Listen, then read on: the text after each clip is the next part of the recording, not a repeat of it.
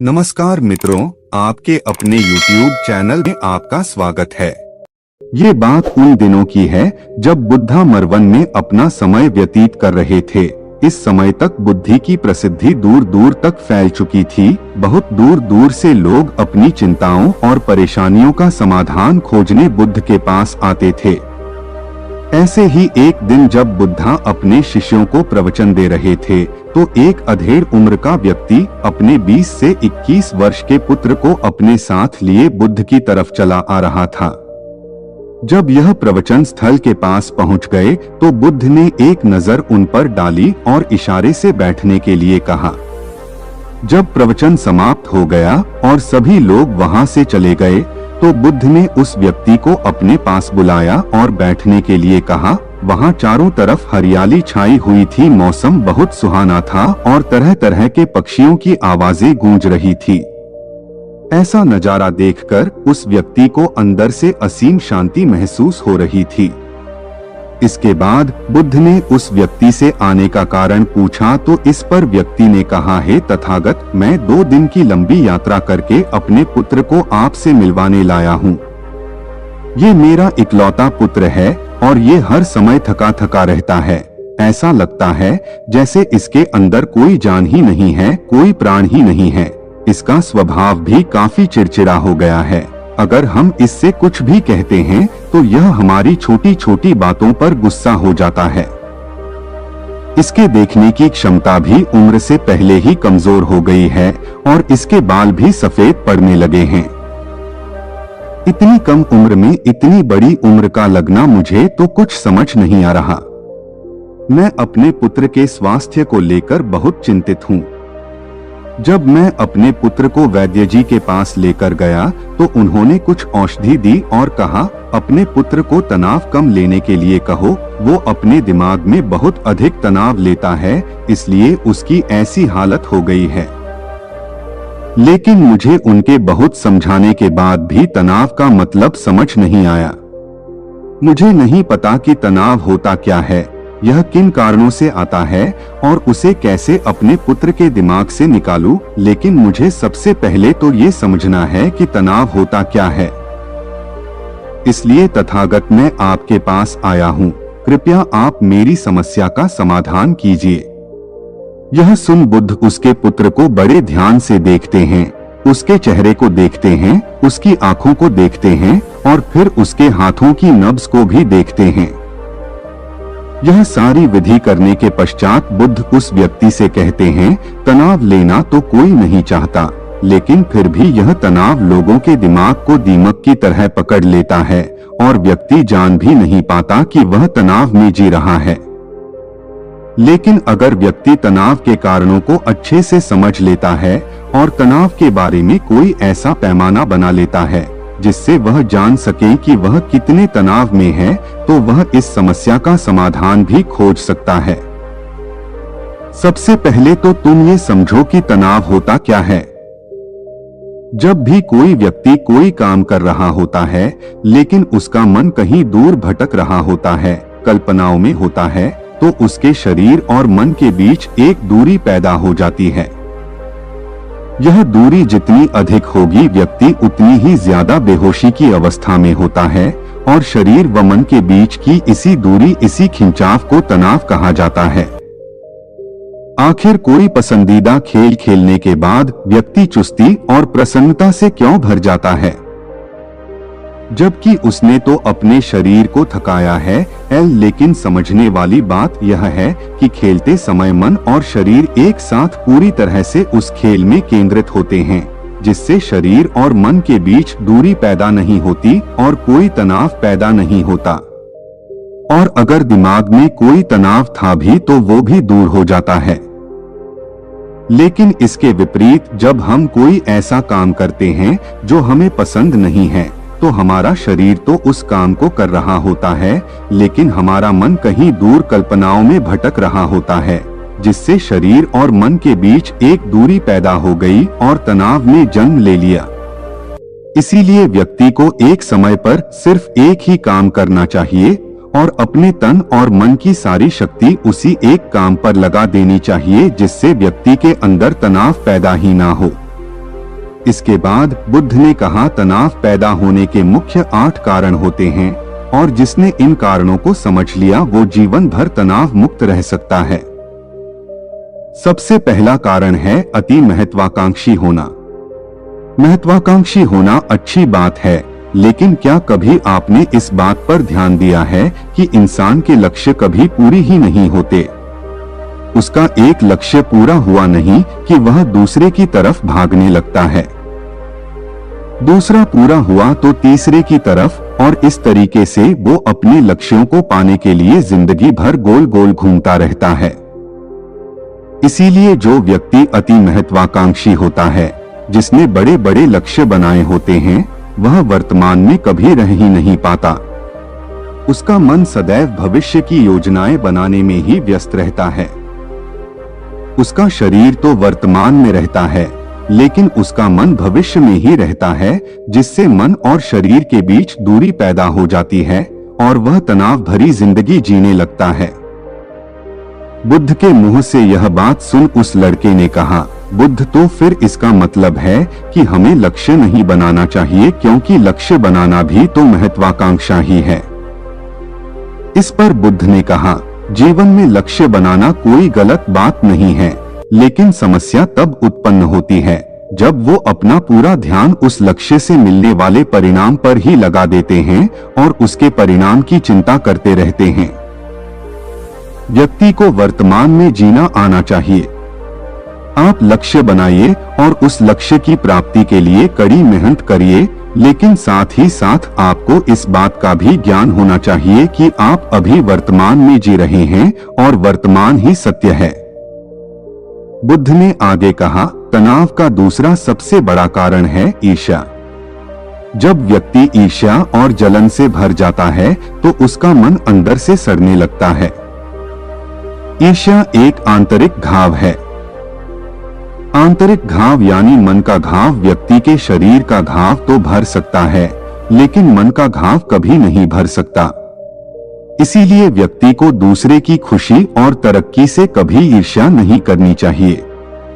इसके बाद बुद्ध ने तनाव का अगला कारण बताते हुए कहा कि आरुषिपूर्ण काम करने से भी मन में तनाव पैदा होता है। जो काम करना हमें पसंद ही नहीं है, जिस काम में हमारी रुचि ही नहीं है, उस काम में हमारा मन लग ही नहीं पाएगा। हमारा शरीर तो वही बैठा रहेगा, लेकिन हमारा मन कल्पनाओं की उड़ान भरेगा, जिससे शरीर और मन के बीच दूरी पैदा हो जाती है और व्यक्ति तनावग्रस्त हो जाता है। इसीलिए इंसान को हमेशा अपनी रुचि के अनुसार ही कार्य करना चाहिए। अगर व्यक्ति ने ये पता कर लिया कि उसे कौन सा काम करना पसंद है और वो उसी काम को अपने जीवन का लक्ष्य बना लेता है, तो फिर वो काम उसके लिए काम नहीं बल्कि खेल बन जाता है।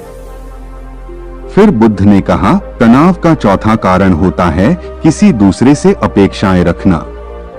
बुद्ध ने उस व्यक्ति की ओर इशारा करते हुए कहा, एक पिता होने के नाते तुम्हारी अपने पुत्र से बहुत सी अपेक्षाएं होंगी कि तुम्हारा पुत्र एक बहुत ही कामयाब इंसान बने, तुम्हारा नाम रोशन करे, जैसा तुम चाहते हो उस तरह का जीवन जिए, तुम्हारी हर बात मानी। लेकिन क्या आज तक कभी किसी की सारी अपेक्षाएं पूरी हुई है?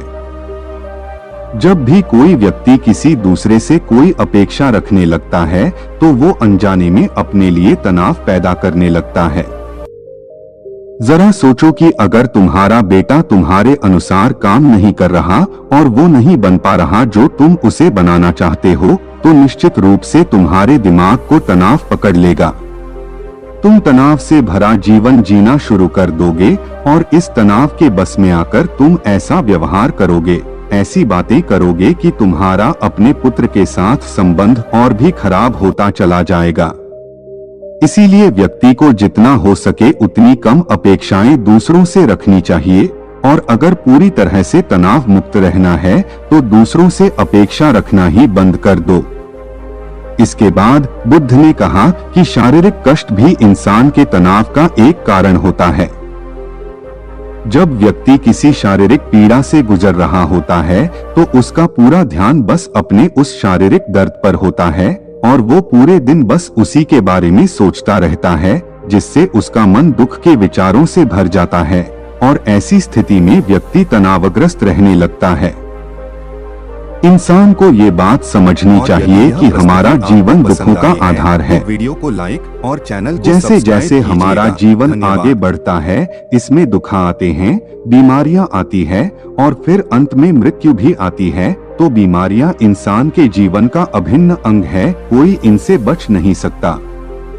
बस किसी किसी के जीवन में ये समय से पहले आ जाती है तो किसी के बाद में पर आती सबको है।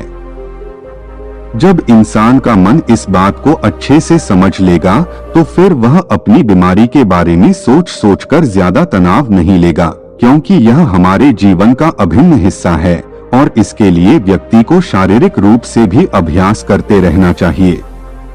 अपने जीवन में व्यायाम और स्वस्थ जीवन शैली को भी जगह देनी चाहिए ताकि उसका शरीर लंबे समय तक निरोगी रहकर सही से काम कर सके।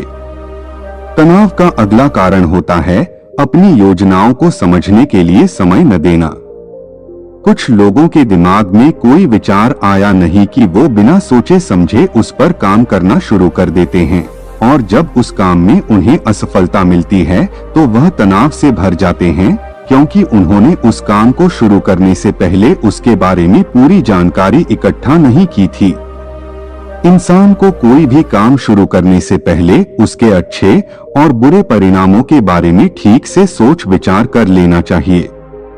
इंसान को इस बारे में भी सोच लेना चाहिए कि अगर ये योजना सफल नहीं हुई तो फिर इसके बाद मैं क्या करूंगा। इसलिए व्यक्ति को अपनी योजनाओं को ठीक से समझने के लिए पूरा समय देना चाहिए ताकि बाद में उस योजना की वजह से तनाव पैदा ना हो। तनाव का 7वां सबसे बड़ा कारण होता है टालमटोल करना, आज के काम को कल पर टालना। आप लोगों ने ये कहावत तो सुनी होगी कि आलस ही इंसान के शरीर का सबसे बड़ा शत्रु है। इंसान आलस्य की वजह से आज के काम को कल के लिए टाल देता है और फिर काम को टालना उसकी आदत बन जाती है। काम को कल पर टालने वाले व्यक्ति का काम कभी भी समय पर पूरा नहीं हो पाता और अगर किसी तरह से पूरा हो भी जाता है तो वह उतना अच्छा नहीं हो पाता जितना अच्छा उसे किया जा सकता था और फिर यह बात व्यक्ति के अंदर तनाव पैदा करती है। लेकिन काम को टालना या काम को एकदम अंत समय पर करना एक आदत है। इसीलिए व्यक्ति ना चाहते हुए भी बार बार अपनी इस आदत का शिकार बन जाता है और काम को टालता रहता है और फिर जब काम की समय सीमा पास आ जाती है तो वह तनाव से भरकर काम को पूरा करने का प्रयास करता है। इसीलिए तनाव मुक्त रहने के लिए व्यक्ति को काम को टालने की आदत छोड़नी पड़ेगी और यह तभी संभव है जब व्यक्ति काम को समय से पहले खत्म करने का निश्चय करे। सबसे आखिरी और सबसे प्रमुख कारण जो तनाव का होता है वो है ज्यादा सोचना। लगातार सोचते रहना भी एक बीमारी है और यह उस व्यक्ति में सबसे ज्यादा पाई जाती है जो कपोल कल्पनाएं करता है, जो अतीत की घटनाओं और भविष्य की बातों के बारे में सोचता रहता है, जो बेवजह के अनुमान लगाता रहता है। इसीलिए व्यक्ति को ज्यादा सोचने की आदत पर लगाम लगाना चाहिए। इसके लिए जितना हो सके खुद को काम में व्यस्त रखना चाहिए और हर दिन ध्यान का अभ्यास करने को अपने जीवन का हिस्सा बना लेना चाहिए। बुद्ध के मुंह से यह सारी बातें सुनकर उस व्यक्ति ने हाथ जोड़कर कहा, बुद्ध मेरा पुत्र तो अभी मात्र 20 वर्ष का ही है और इसमें अभी इतनी समझ भी नहीं है कि यह आपकी बताई सारी बातों का एक साथ पालन कर सके। आप कृपया करके तनाव मुक्त रहने का कोई आसान सा तरीका बता दें जिससे मेरा बेटा उसका अनुसरण भी कर सके और तनाव मुक्त भी रह सके। उस व्यक्ति की यह प्रार्थना सुन बुद्धि ने कुछ सोचते हुए जवाब दिया, अगर तुम इतनी सारी बातों का पालन नहीं कर सकते तो इसके लिए एक बहुत ही आसान विधि है। तुम एक बार में एक काम को करने पर ध्यान लगाओ, जो भी काम कर रहे हो उस समय पर सिर्फ उसी काम को करो, सिर्फ उस पर ही अपना पूरा ध्यान लगाओ और अगर तुम्हारा मन इधर उधर भटक जाता है तो जैसे ही तुम्हें याद आए उसे वापस फिर उसी काम में लगा दो। ये सबसे आसान और अच्छा तरीका है तनाव मुक्त रहने का। जब तुम भोजन करो तो उस समय सिर्फ भोजन ही करो, उसके पूरे स्वाद का आनंद लो, उसे अनुभव करो। जब चलो तो अपना पूरा ध्यान सिर्फ चलने पर लगा दो। इससे तुम्हारा मन और तुम्हारा शरीर दोनों एक जगह पर केंद्रित रहेंगे, दोनों के बीच दूरी पैदा नहीं होगी, जो कि तनाव का मुख्य कारण होती है। दोस्तों, आज की युवा पीढ़ी एक ही समय पर 2-2, 3-3 काम करने के आदी हो चुकी है, जैसे फोन पर बात करते हुए गाड़ी चलाना, खाना खाते हुए टीवी देखना या फोन चलाना, और फिर इनकी शिकायत रहती है कि मैं तनाव में जी रहा हूँ, मेरा मन अशांत रहता है, मैं चिड़चिड़ा सा हो गया हूँ। जब कोई व्यक्ति एक ही समय पर 3-3 काम करेगा तो तनाव पैदा होना तो स्वाभाविक है, क्योंकि दिमाग तो एक समय पर पूरा ध्यान लगाकर सिर्फ एक ही काम कर सकता है। पूर्ण रूप से एक ही समय पर 2 कामों पर ध्यान कभी नहीं लग सकता। इसीलिए जहां तक संभव हो सके एक समय पर सिर्फ एक ही काम करने का प्रयास करें, वो भी पूरे ध्यान के साथ।